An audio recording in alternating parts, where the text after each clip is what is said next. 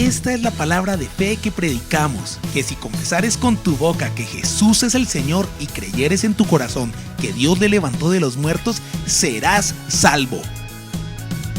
La Iglesia Tabernáculo de la Fe presenta un mensaje de esperanza.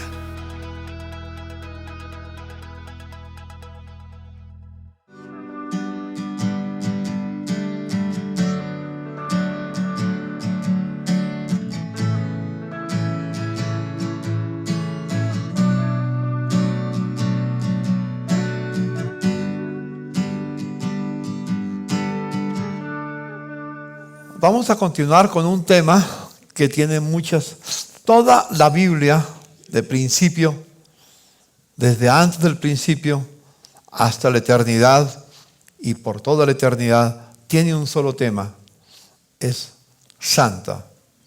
Todo lo de Dios es santo. Cuando hablamos hace el año pasado que empezamos a hablar de la santidad más directamente, cualquier tema que toquemos tiene que ver con la santidad. Hoy iniciamos dentro de la santidad de Dios, iniciamos una serie. Este año lo hemos denominado como el año de la familia. Y no simplemente por ponerle un nombre al año y demás, porque la familia es transversal en todo lo que hacemos. No, en ningún momento dejamos de participar, de haber nacido, de vivir en familia o recordar la familia de una o de otra forma, la familia humana, la familia de nuestros antepasados, sino que por la eternidad vamos a seguir viviendo con ellos y sobre todo vamos a ser parte de tu familia, Señor. Hay tantos temas, o ya somos parte de tu familia, Señor, porque nos adoptaste como hijos tuyos. Así que Él nos adoptó, somos hijos de Dios y viviremos por siempre en la familia. La tarea de Satanás, junto con los que le siguen, es destruir la familia. Empezó en el Edén. El primer ataque que Satanás hizo cuando Dios creó al hombre y a la mujer, los dejó en el Edén, fue a la familia. Ahí está en Génesis capítulo 3, muy temprano. En la Biblia lo podemos encontrar. Satanás engañó a Eva. Adán no cumplió su función y la familia cayó en pecado y el pecado entró a la tierra. Y no solamente en ese momento, sino que siempre la función de Satanás es atacar la familia. Y hoy en día sigue siendo atacada la familia. Nunca dejará de hacerlo.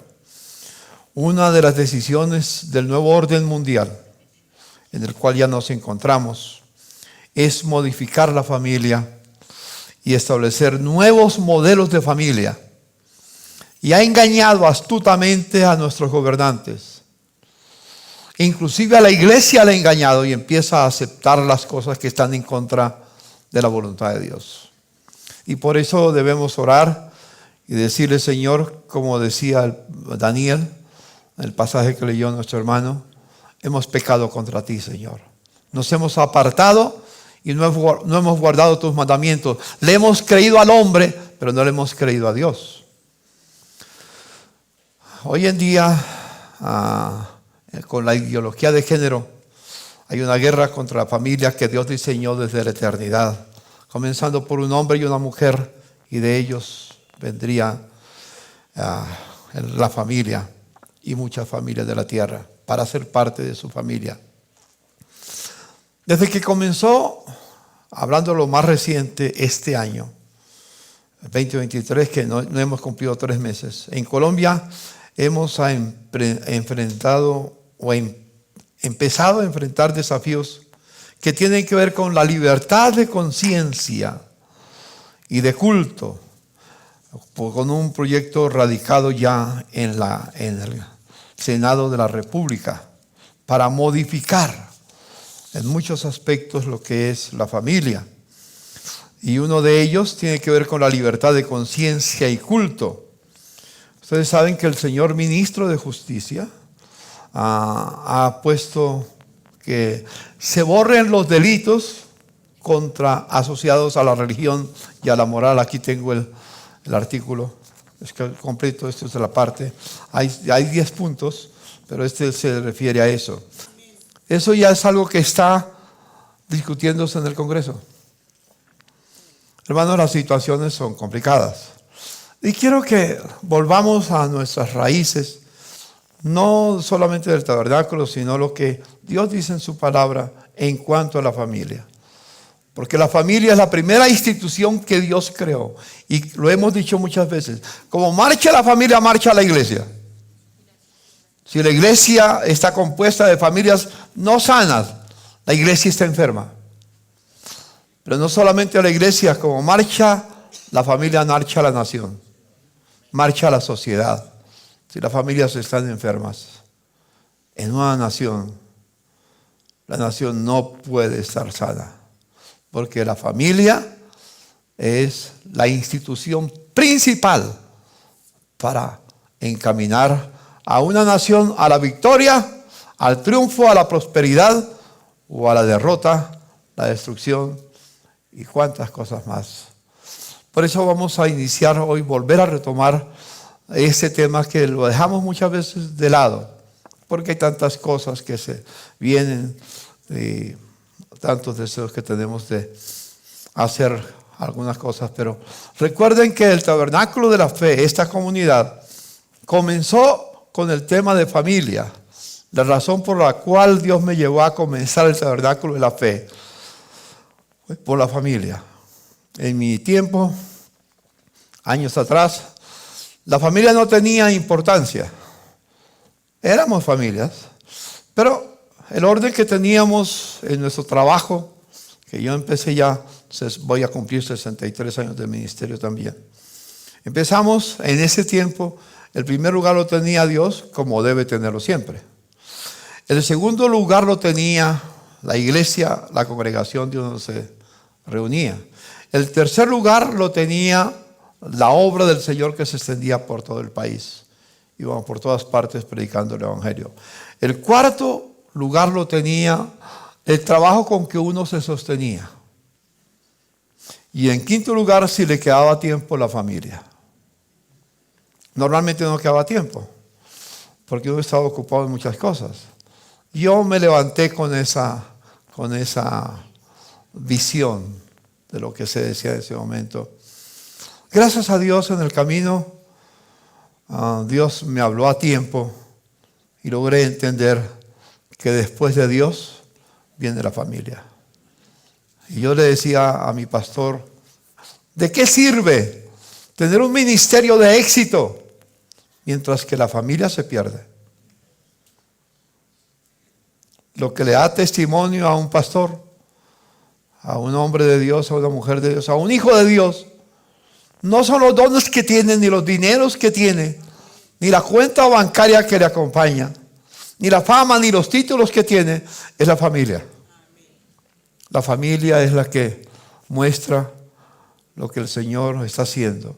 Y yo quiero decirles, oí al pastor Gullón hace un tiempo dar un testimonio, porque él tenía o tiene 2 hijos, y los 2 hijos siendo evangelistas, no era pastor, era evangelista, pero era del ministerio del Señor, y por alguna circunstancia, tal vez por su descuido, no nos dice, porque es muy breve el testimonio, y seguro que pudiendo hablar con él entenderemos mejor, pero lo que dice es suficiente. Él tenía 2 hijos, o tiene 2 hijos. Los 2 hijos van a la iglesia, pero los 2 hijos le fallaron al Señor. Y entonces, en la entrevista que le hacen, hermano, yo creí que los pastores vivían bajo una cúpula de acero. Y él dice, no, nuestra cúpula no es de acero, es de vidrio. A cualquier momento se puede romper. La familia de un pastor también se puede romper. No garantiza que yo siendo pastor, que Manuel siendo pastor, que mi hermano Orlando siendo pastor, que mis hermanos que están en el mismo nivel de pastoral, los ancianos de la iglesia, no puedan fallar en algún momento. Su familia puede fallar. porque no vivimos bajo una cúpula de acero impermeable, sino que lo que nos cubre es una cúpula de vidrio. A cualquier momento se rompe. Pero no solamente nosotros los pastores, en su casa también. En su hogar también. A cualquier momento, lo que tú pensabas que era firme, se desvanece a cualquier instante. ¿Cómo tenemos que revisar nuestro camino en el hogar, en la relación con nuestros hijos? La serie que quiero tomar por unos domingos, unos fines de semana, tiene que ver con la familia, anhelando así que cada familia que vive conforme al corazón de Dios es una familia santa. La santidad no es un adendo, la santidad es el elemento esencial para la familia. ¿Qué es santidad? ¿Cómo vive uno en santidad? Cuando vive en la voluntad de Dios. Eso es santidad. No son asuntos externos, de apariencia. Una familia santa es una familia que vive en la voluntad de Dios. El Señor lo dejó entrever muy claramente cuando los discípulos le dijeron a Jesús: Señor, enséñanos a orar como Juan enseñó a sus discípulos. Y Jesús les dijo: cuando estéis orando, decid: Padre nuestro que estás en los cielos, santificado es tu nombre. Porque estamos delante de un Dios santo. Y luego dice: venga tu reino y hágase tu voluntad aquí en la tierra como en el cielo. Y uno puede parafrasearlo diciendo sin ningún temor: venga tu reino y hágase tu voluntad en mi familia como se hace en el cielo. Una familia santa es una familia que vive en la voluntad de Dios. Quisiera, antes de introducirme en el tema, mencionar o referirme a una ilustración. Leí hace mucho tiempo sobre el bambú chino. El bambú chino tiene una característica muy interesante. Cuando se planta la semilla del bambú chino en el piso, no se ve más que un pequeño bulbo durante 5 años, 6 años, 7 años, depende de la tierra. No crece, solamente un pequeñito mata ahí en el piso. Pareciera que se está perdiendo el tiempo, porque pasar 5 años, 6 años, 7 años y no ver ningún fruto, complicado. Pero, ¿qué ha pasado en esos 5, 6, 7 años? Está creciendo hacia abajo. Las raíces se profundizan cada momento, cada mes, cada día, cada año. Y después de 5, 6, 7 años, entonces ya cuando las raíces están seguras, brota enseguida y crece en menos de 6 meses a 30 metros de altura.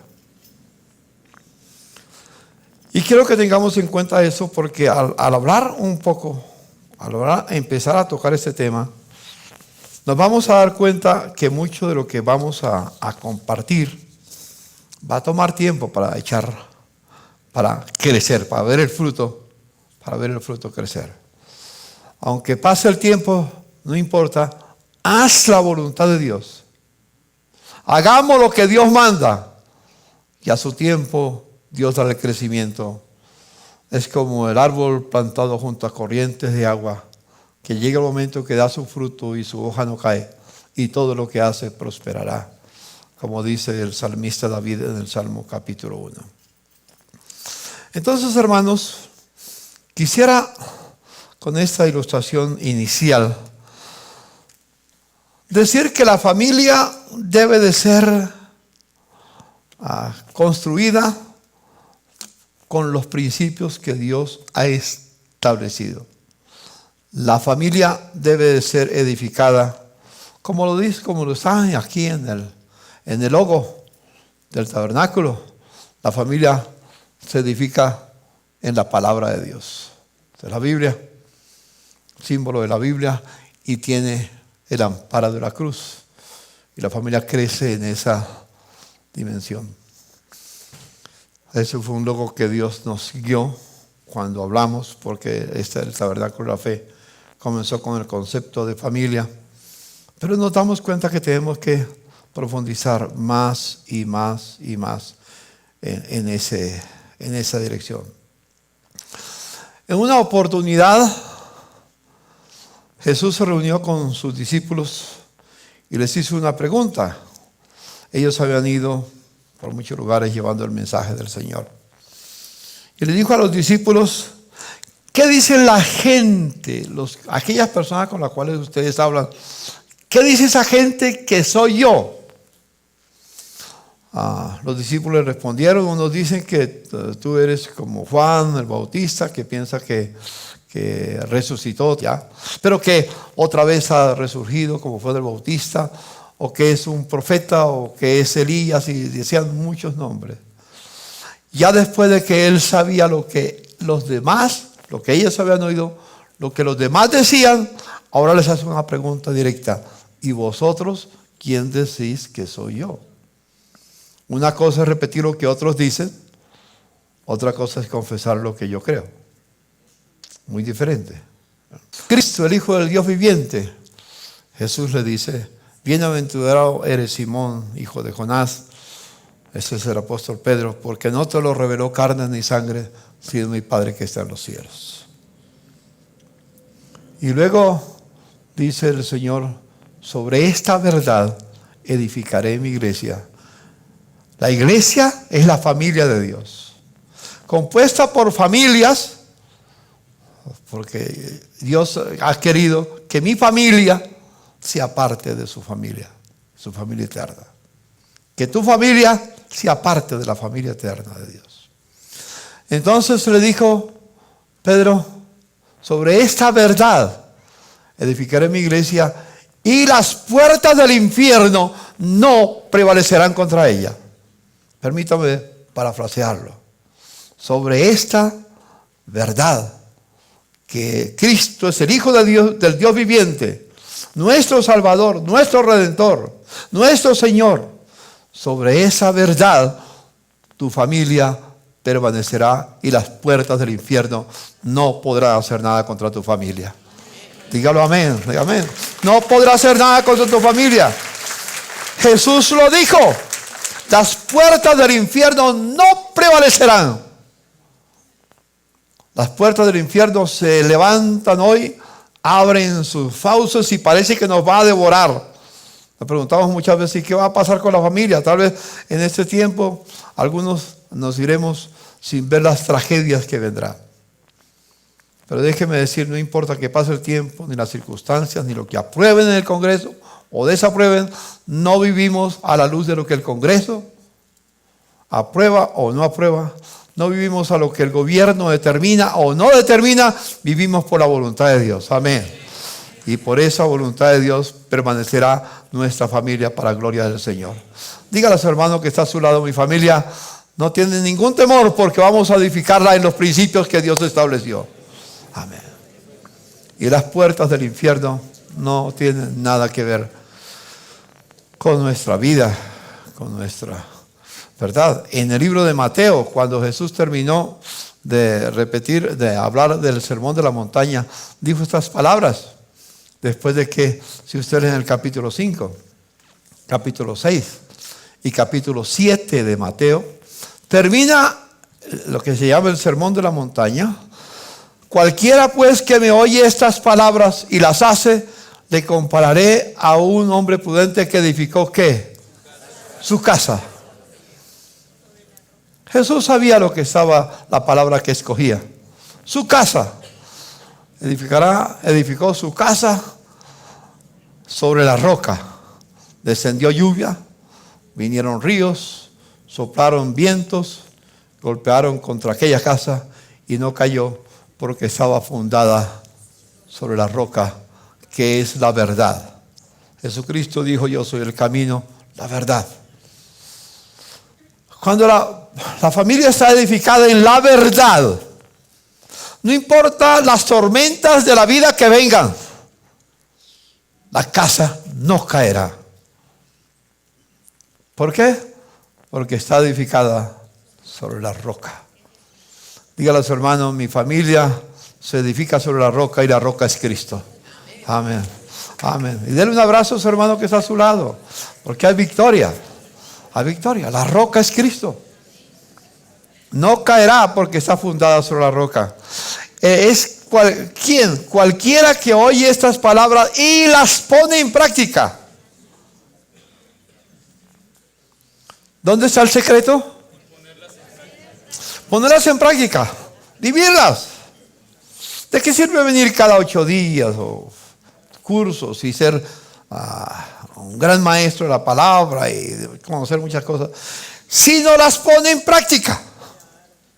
¿De qué sirve? No sirve para nada. Jesús siguió diciendo, pero cualquiera que me oye estas palabras y no las hace, ¿cuál es la diferencia? Hay unos que oyen la palabra y ¿qué? Las hacen, y otros que no las hacen. ¿Dónde se ubican? ¿Cuántos de ustedes están edificados sobre la roca? Levante la mano los que están edificados sobre la roca. Y si por algún caso no está edificado sobre la roca, es bueno que mire los cimientos. Son los que están edificando la casa. Cualquiera que me oye estas palabras y no las hace, le compararé a un hombre insensato. Un hombre insensato. ¿Qué hace el insensato? Edifica su casa sobre la arena. Vienen las lluvias, crecen los ríos, vienen los vientos, viene la tempestad, dan con ímpetu contra la casa. ¿Y qué pasa? Se cae.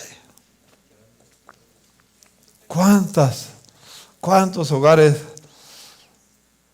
he visto cristianos que se llamaban cristianos? No dudo su sinceridad, pero no vivieron la palabra de Dios. Y sus hogares han caído. Han desaparecido. Bueno, cuántas tragedias, cuánto dolor produce una casa que cae, que se separan para hacer su voluntad. En Isaías capítulo 54, versos 13 al 15 dice, y todos tus hijos serán enseñados por Jehová, por el Señor, y se multiplicará la paz de tus hijos. ¿Cómo los va a enseñar el Señor a tus hijos? Por medio de su palabra, a través de ustedes como padres, de nosotros como padres, especialmente del hombre como cabeza del hogar. Hoy mañana supuestamente en América Latina, especialmente en Colombia, se celebra el Día del Hombre. Amén. Amén. Pero hemos dicho en el pasado, decíamos, y tenemos que recobrarlo. Aquí mi hermano Ojeda lo decía vez tras vez, se ponía en pie. ¿Se acuerdan lo que él decía? Hombres de valor. 1, 2, 3, hombres de valor. Pero un hombre de valor es uno que hace y vive y hace la voluntad de Dios. Si no vive y hace la voluntad de Dios, no es un hombre. Así que eso nos hace pensar si somos o no somos hombres. Y decíamos, ser del sexo masculino es asunto de nacimiento. Aunque ya hoy dice que usted no nace del sexo masculino, sino que elige si es. Y entonces, si quiere ser del sexo femenino, pues se mande a operar. Bueno, ya conocen la filosofía que corre en nuestro mundo. Ser del sexo masculino es asunto de nacimiento, pero ser hombre es asunto de decisión. Dígale al varón que está a su lado. Miren, los varones, pónganse de pie.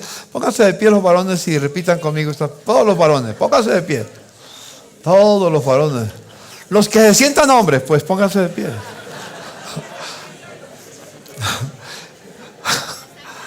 Porque uno tal vez no se sienten. Entonces, espero que todos se sientan. Digamos, ser del sexo masculino es asunto de nacimiento.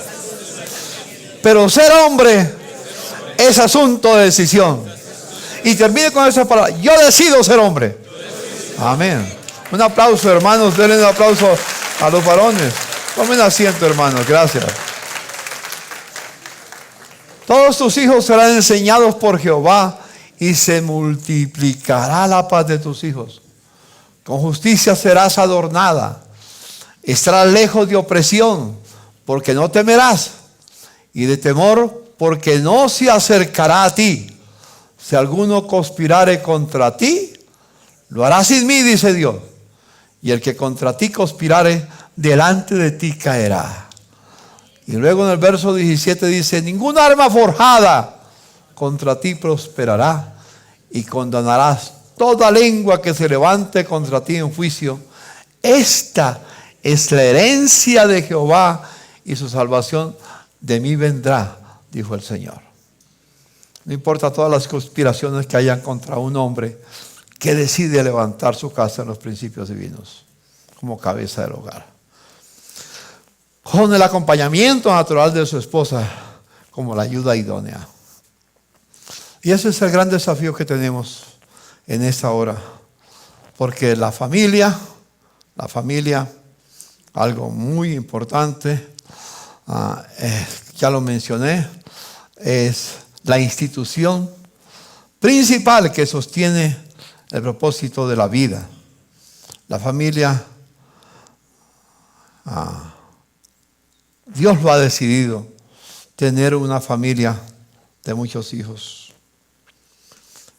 en la cual cada hijo se parezca a Jesús. Recuerdo unas palabras de Pilato cuando trajeron a Jesús para que lo sentenciara.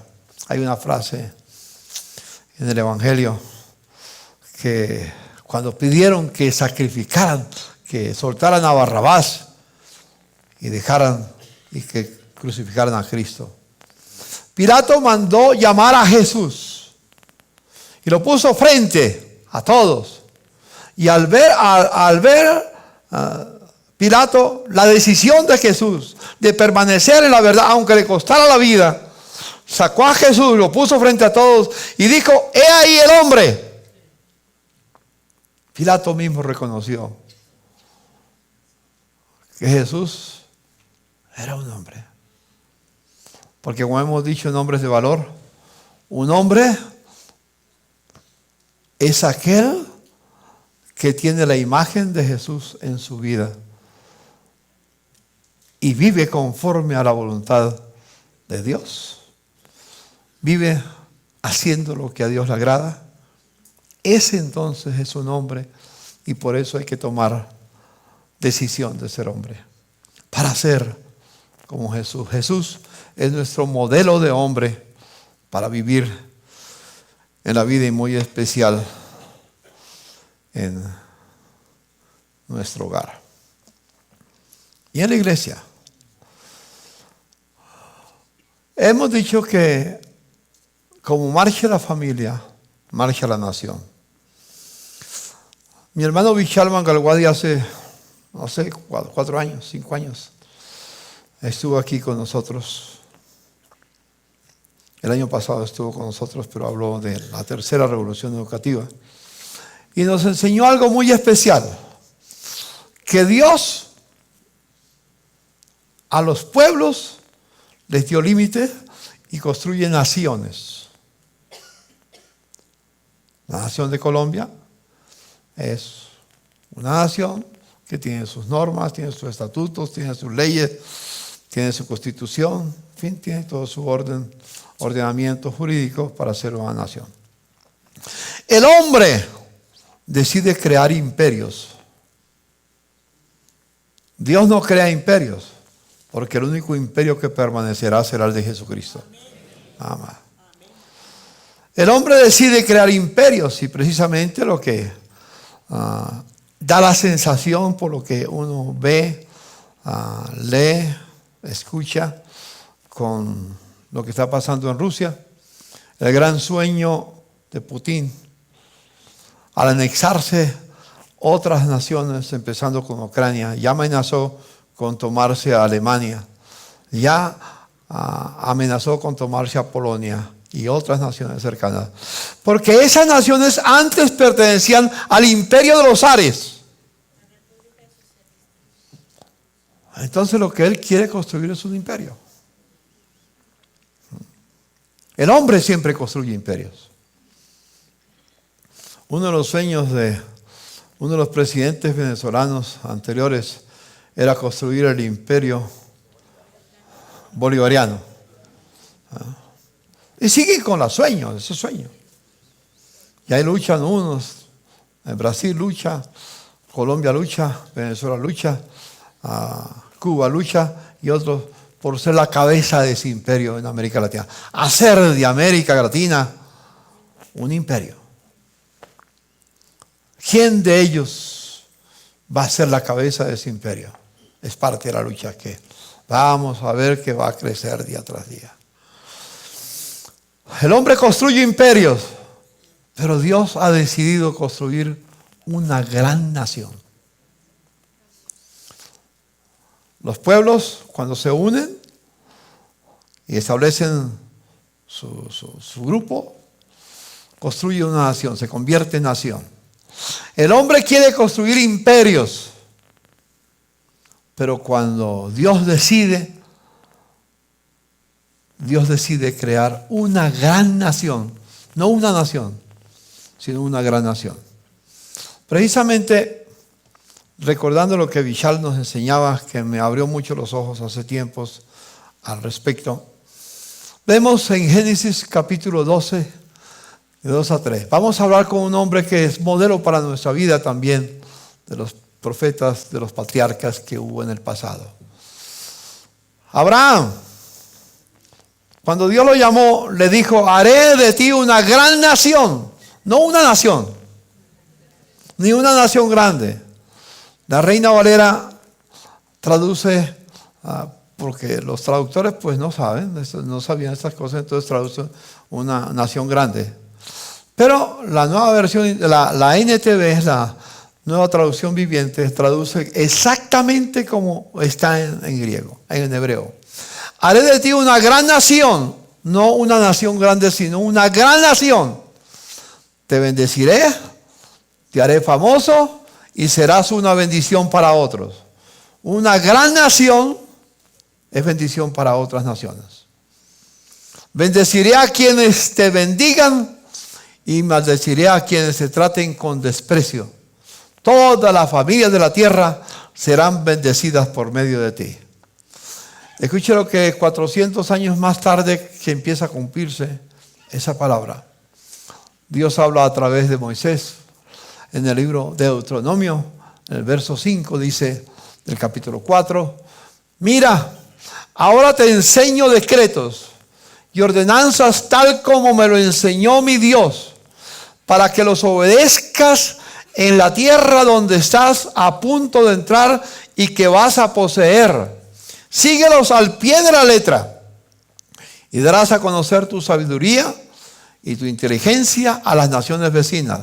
Cuando esas naciones se enteren de todos estos decretos, exclamarán: qué sabio y prudente es el pueblo de esta gran nación. ¿Cuál es el secreto para ser una gran nación? Poner en práctica los decretos, los mandamientos que Dios estableció. Pues qué gran nación tiene un Dios que esté tan cerca de ellos de la manera que el Señor nuestro Dios está cerca de nosotros cada vez que lo invocamos. Y qué gran nación tiene decretos y ordenanzas tan justas e imparciales como este conjunto de leyes que yo te entrego hoy, dice Dios a través de Moisés.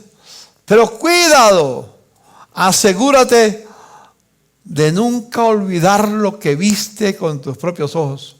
No dejes que estas experiencias se te borren de la mente mientras vivas. Asegúrate de transmitirla a tus hijos y a tus nietos. Jamás te olvides del día que estuviste ante el Señor tu Dios en el monte Sinaí, donde Él me dijo: convoca al pueblo para que se presente ante mí y yo mismo lo instruiré. Entonces ellos aprenderán a temerme toda su vida y las enseñarán a sus hijos para que también me teman. Ustedes se acercaron y se pararon al pie del monte, mientras las llamas del fuego elevaban hacia el cielo. El monte estaba envuelto en nubes negras y de una densa oscuridad. Está narrando, recordando Moisés lo que sucedió cuando el pueblo de Israel estaba frente al monte del Sinaí. La ley principal que Dios dio fueron 10 mandamientos. Los 10 mandamientos tienen un propósito, pero fue lo que Dios le dio al pueblo de Israel. Una nación, una gran nación, es una nación que se edifica en los mandatos del Señor. Nuestra nación cada día se aleja más y más y más y más y más de lo que Dios estableció. Nunca le preguntan a Dios: ¿cómo quieres que mi nación, nuestra nación, marche? Nunca le preguntan a Dios. Otras fuentes. Pero uno puede, junto con el pasaje anterior de Génesis capítulo 12, parafrasear, porque el capítulo 12 dice que serán benditas en ti que todas las familias de la tierra. Uno puede parafrasearlo como consecuencia, sin temor a equivocarse, sin temor a hacer una mala interpretación, que una gran familia es aquella que se edifica en los principios que Dios ha establecido. Y Dios quiere que nuestras familias no sean una familia, sino una gran familia. Mire a su hermano y dígale: Dios quiere que mi familia sea una gran familia. Si está junto con su esposa, con su cónyuge, dígale: nuestra familia debe ser una gran familia. Y para ser una gran familia debe vivir conforme a los principios que Dios ha establecido. Estamos echando los cimientos como el bambú chino. Tienen que penetrar muy profundo en nuestra vida. Pero hermanos, aquí hay algo que vuelvo a recordar lo que dije hace un tiempo atrás, que lo he repetido muchas veces. Vuelvo a recordarlo. Y como dice el apóstol Pedro, a mí no me es molesto decirle las mismas cosas, y se las volveré a decir hasta que las pongan en práctica. ¿Qué dije hace un tiempo atrás?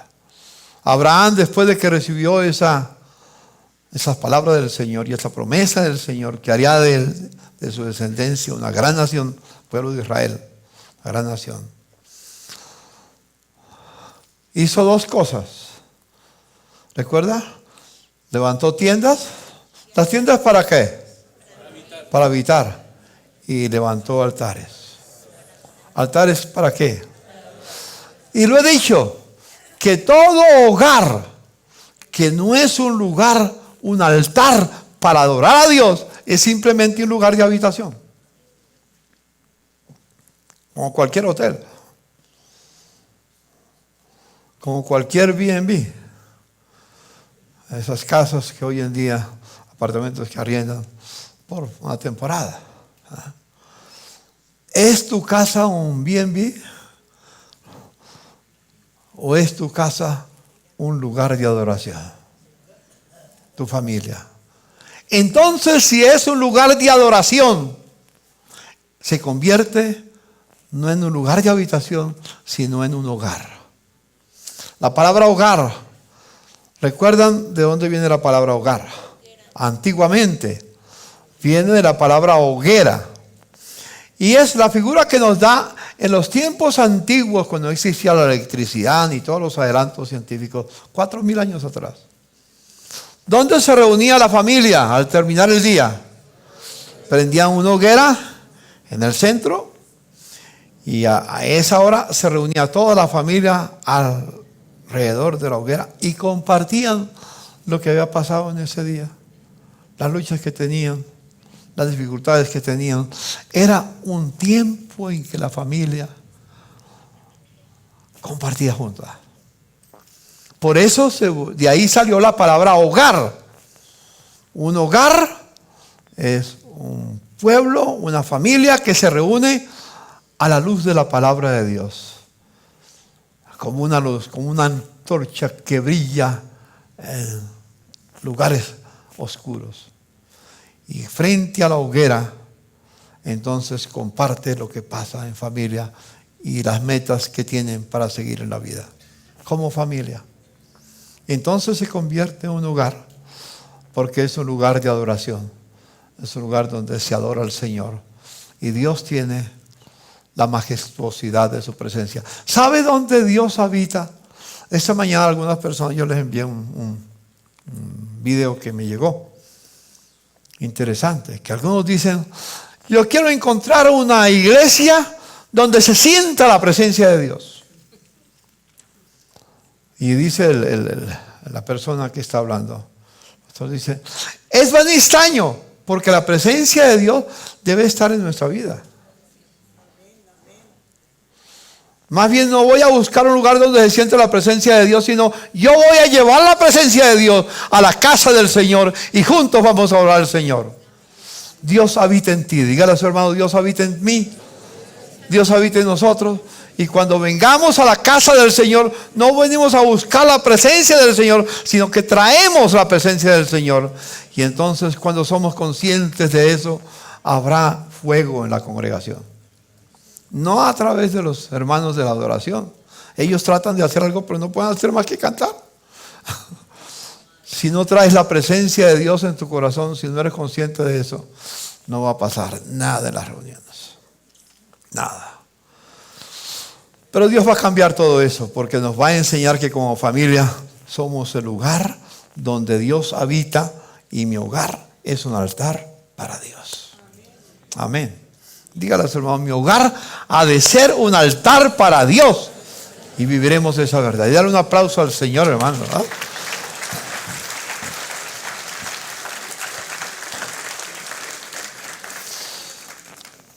Hay mucho para hablar del tema, pero recuerde que el padre debe ser el principal responsable o el responsable del hogar, especialmente. Si el padre no está porque murió, si la cabeza del hogar no está porque desertó, si la cabeza del hogar no puede estar al frente porque está hospitalizado, entonces a la mujer le corresponde, porque es la ayuda idónea. Y aquí quiero llegar a un punto, después de ese trasfondo, anhelando que esas raíces penetren en nuestra vida, que aún nos pase a nosotros como le pasó a Lot, que Lot fue un hombre después de que se apartó de Abraham. Si ustedes leen el capítulo 13, se apartó de Abraham, vio la llanura y se fue, y fue día tras día andando y solo levantaba tiendas. A Lot nunca levantó altares. ¿Y sabe dónde terminó? En Sodoma. ¿Quieres que tus hijos no terminen en Sodoma? ¿Y en Gomorra? Necesitamos levantar nuestros hijos en la palabra de Dios y que cada hogar se convierta en un altar para el Señor. Amén. Sueño con eso. Hace muchos años lo he soñado y parece que las raíces han penetrado, pero todavía no arranca a crecer, y esperamos que a cualquier momento arranque a crecer y entonces crezca en pocos meses, crezca lo que debe crecer. estamos abriendo la iglesia en las casas. Aquí estamos comenzando. Hay algunos de ustedes que se han comprometido, otros están en silencio. Pero ¿cuánto queremos que todos los hermanos de esta congregación abran sus casas? Un sitio donde está empezando a dar fruto que apenas lleva 2 meses. Es Cajicá y Chía. Ya tuvimos la última reunión. Fueron 20 personas más o menos que fueron. Y otras que no fueron porque tenían dificultades, no pudieron ir. Ya quizás es más o menos una congregación de 25 personas que están aprendiendo a evangelizar y están aprendiendo a reunirse en las casas para adorar al Señor. Y paso a paso se va abriendo el espacio. Oremos por mi hermano Jorge, que es el encargado del grupo, y a mi hermano Pablo, que son los encargados de... Y de hoy en 8 días habrá culto allá, ya por primera vez.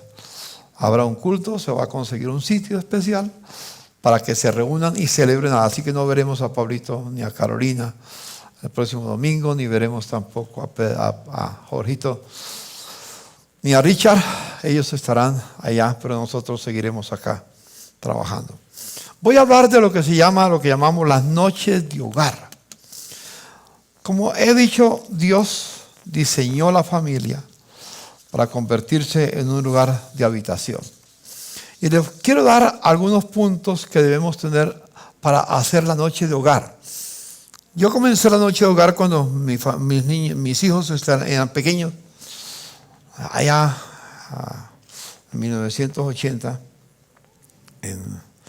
frente al Boulevard Niza, fuimos a vivir y teníamos lo que se llamaba la noche de hogar. La noche de hogar nos reuníamos y teníamos un tiempo de familia. Era muy hermosa. Voy a contarle algunas cosas que nosotros hicimos y les pido que ustedes tengan en cuenta. Porque algunos preguntan, como hubo una pregunta hace 8 días, el viernes pasado, alguien nos preguntó, ¿y cómo hacer de la casa un altar para Dios, lugar de adoración?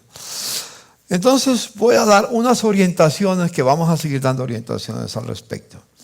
Cuando se reúnan, lo primero que deben de hacer es orar.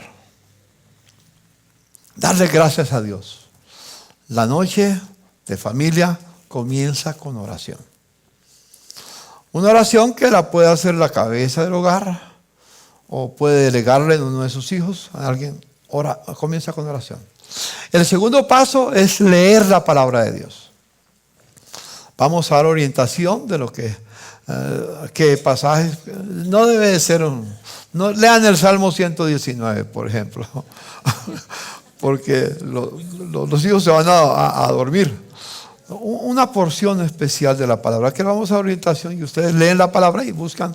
Como hoy leímos, por ejemplo, en Daniel, no tuvimos que leer todo el libro de Daniel ni todo el capítulo, leímos el capítulo 9, versos 4 al 19. 14 versículos, 15 versículos, fácil para leerlo. Lo tercero que se hace es, después de que se lee la palabra, todos los que están presentes tienen la oportunidad de hacer preguntas, porque tal vez no entiende.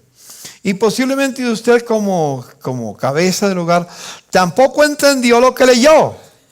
Y si no entendió, dígale, mire, la verdad no puedo explicarlo ahora, voy a preguntar y en la próxima reunión tendremos respuesta. Y aquí están mis hermanos pastores, los ancianos, listos para darles la orientación de lo que significaría esa palabra, para que ellos puedan hacer preguntas, que todos participen en la familia. También nosotros teníamos un tiempo de gracia. ¿Sabe qué es el tiempo de gracia? Cualquiera, mis hijos, David, Fernando, Alexandra, Marisa todavía no estaba con nosotros, ya venía más tarde. Pero esos 3 hijos y yo y Mechas teníamos la oportunidad, lo que llamamos tiempo de gracia, de confesar cualquier falla que hubiéramos tenido durante la semana. Ser transparentes. Confesarlo y pedir perdón. tiempo de gracia. Y los que escucha la familia tenía el privilegio de perdonar a su padre o a su madre. Tenía el privilegio los padres de perdonar a sus hijos por cualquier cosa que hubieran hecho. Y nunca más le debían de recordar lo que hizo. Prohibido andar con el espejo retrovisor. Dígale a su hermano, en ese tiempo es prohibido andar con el espejo retrovisor. Es que recuerda lo que hizo el año pasado. Recuerda lo que... No hay espejo retrovisor. El espejo retrovisor se borra. Miramos solo adelante. Vivimos el pasado con perdón, el presente con amor y el futuro con esperanza. Recuerde, diga conmigo, el pasado con perdón, el presente con amor y el futuro con esperanza, porque vamos a andar en los caminos del Señor. ¿Entendido? Otra cosa que podemos tener después de eso, tenemos un tiempo de juegos. Ahí nosotros jugamos a veces al encostalado. Nos encostalaba y tenía que correr para llegar a cierto sitio especial que primero llegara a ganar el premio. Premios pequeños, cosas sencillas, ¿no? Jugábamos ya le encontré. Escondíamos algo y tenían que la familia correr. Dábamos algunas pistas. Ellos tenían que ir hasta que le encontraba. El primero que le encontraba se ganaba el premio. En fin, juegos como esos que ustedes saben mucho y ojalá que nos ayuden a conseguir para hacer una especie de manual de juegos que puedan realizar en el hogar. ¿Sí? Tiempo social. Al final tendríamos un refrigerio y terminábamos con oración. Con oración. ¿Lo repetimos otra vez? Empezábamos con oración. Lectura de la palabra, preguntas, tiempo de gracia, tiempo social, refrigerio y terminábamos con oración. ¿Entendieron? No es nada imposible hacer una reunión de hogar. Una reunión a la semana. Dentro de esa dirección que vamos a tener acá, vamos a tener tiempos especiales, reuniones especiales con los padres o con la pareja, buscamos la forma mejor, para prepararlos a la iglesia con el Bat Mitzvah o el Bar Mitzvah, para terminar con el Bar Baraká. Esa semana, hace 15 días, tuvimos una linda reunión con ¿cómo llamaba? La que cumplió los 15 años. Nicole. Cumplió los 15 años, lo hicieron a los 15 años, no importa. Jacob lo hizo cuando sus hijos ya eran grandes, porque no lo había hecho antes.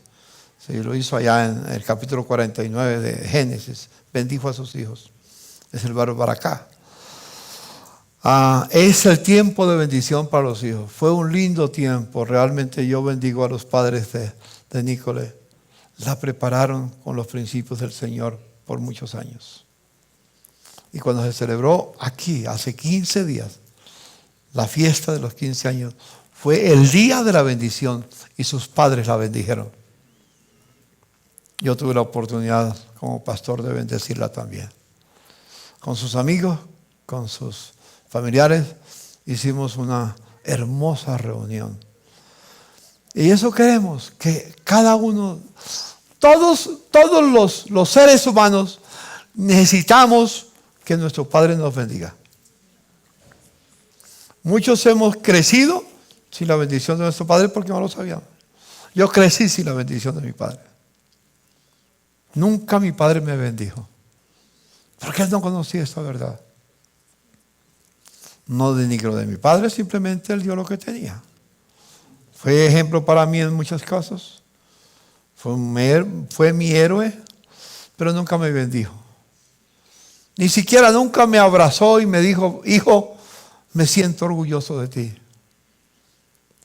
Después de que avanzó en mi vida y conocí la palabra, cuánto yo hubiera querido que mi padre me hubiera abrazado. y me hubiera dicho: hijo, me siento orgulloso de ti. Eres una bendición para mi vida y yo te bendigo en el nombre del Señor. Jesús mismo, siendo el Hijo de Dios, antes de comenzar el ministerio, recibió la bendición de su Padre. Se acuerda que después del bautismo los cielos se abrieron, el Espíritu Santo descendió sobre él y una voz del cielo decía: aquí está mi Hijo amado, en quien tengo complacencia, a él oíd. Esa fue la bendición que el Padre le dio a su Hijo Jesús antes de comenzar el ministerio. Si Jesús lo necesitó, ¿cuánto más nosotros? Espero que el Señor nos guíe en algún momento, como lo hacía con Edwin Lewis Cole cuando empezamos Hombre de Valor. Se hacían algunas reuniones donde los pastores u otras personas de autoridad bendecían a los hombres, dándole la bendición que no pudieron tener como sus padres. Y esas personas que estaban bendiciéndolos tomaban temporalmente la función de sus padres y los abrazaban y los bendecían. Y no puede imaginarse todo lo que pasó en esos tiempos de hombres de valor, que queremos recobrarlos. En fin, hermanos, esto es lo que el Señor quiere que hagamos en Noches de Hogar. Espero que ustedes tomen nota de eso y ojalá esta semana, algo que tienen que hacer en Noches de Hogar es algo muy interesante y muy necesario, es ser constantes. Porque siempre va a haber impedimentos. Siempre va a haber momentos en que se dice: hoy no tengo tiempo. No, depende, uno le da tiempo a lo que cree más importante. Si tu familia para ti es lo más importante después de Dios, le va a dar tiempo a la familia. Ahora, si es menos importante, entonces cualquier cosa va a aparecer y va a poner atención a lo demás.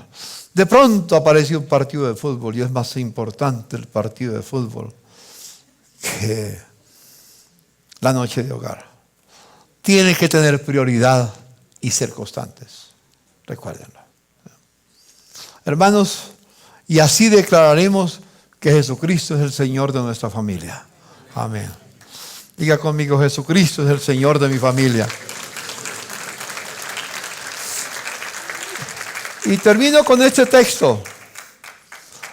Terminemos con una bendición, la noche de hogar, sobre la familia. Doy un ejemplo. Aquí estoy dando el ejemplo de Hebreos 13, 20 a 21. Y el Dios de paz, que resucitó de los muertos a nuestro Señor Jesucristo, el gran pastor de las ovejas, por la sangre del pacto eterno, os haga aptos en toda buena obra, para que hagáis su voluntad, haciendo Él en vosotros lo que es agradable delante de Él por Jesucristo, al cual sea la gloria por los siglos de los siglos. Amén. Quiero que estemos de pie, todos, y quiero bendecirlos con esas palabras del apóstol San Pablo. Terminar esta reunión. Inclinen su rostro y yo repito esas palabras. Y el Dios de paz, que levantó de los muertos a nuestro Señor Jesucristo, el príncipe de los pastores, por la sangre del pacto eterno, os haga aptos para toda buena obra, en el nombre de Jesús. Amén. El Tabernáculo de la Fe presentó un mensaje de esperanza.